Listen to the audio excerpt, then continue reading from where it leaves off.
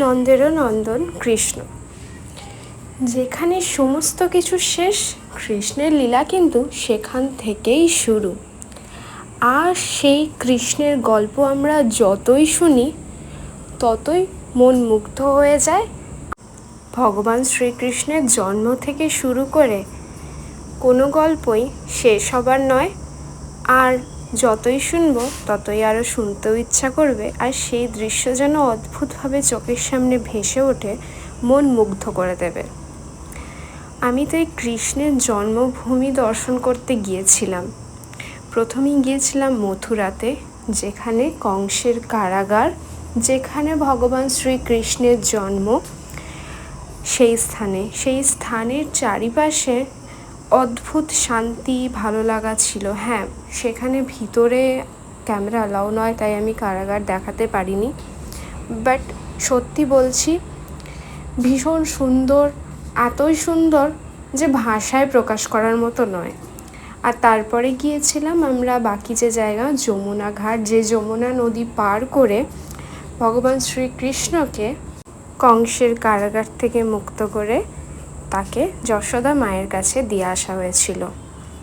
But সেই যমুনা নদী দর্শন করার সাথে সেইখানে আরও একটা মন্দির ছিল। সেই মন্দিরটা হচ্ছে দ্বারকাধীশ।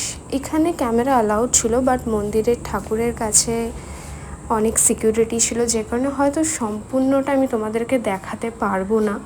আর সত্যি বলতে আমি একটাই কথা বলবো, তোমরা যারা যারা কৃষ্ণপ্রেমী তারা অবশ্যই একবার এখান থেকে ঘুরে যেও, সত্যিই মনমুগ্ধ হয়ে যাবে।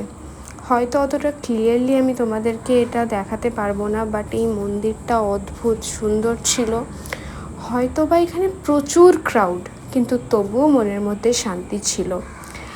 আর মথুরার অলি গলি এবং সেখানকার ঘরবাড়ি, যেন প্রত্যেকটা জায়গাতে কৃষ্ণের লীলা খেলছে। যদিও সমস্তটাই আপডেটেড, বাট তবু ভেবেই ভালো লাগবে যে এই সেই স্থান যেখানে ভগবান শ্রীকৃষ্ণের জন্ম। আর পড়ে রইল যমুনা নদী।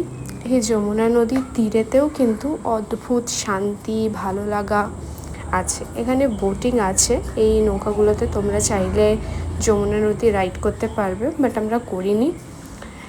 সত্যি বলতে এই রাইডগুলো ঠিকঠাকভাবে দেখে না চললে পরে হয়তো রাইডটা ঠিকঠাক হবে না। আর এই যে দৃশ্য, কি আর বলবো, বারবার একটাই কথা বলতে ইচ্ছা করে, মন মুগ্ধ হয়ে গেছে। মথুরা জন্মভূমি এবং যমুনা ঘাট দর্শন করে আমি বৃন্দাবন গিয়েছিলাম, সেটা নেক্সট পার্টে শেয়ার করছি।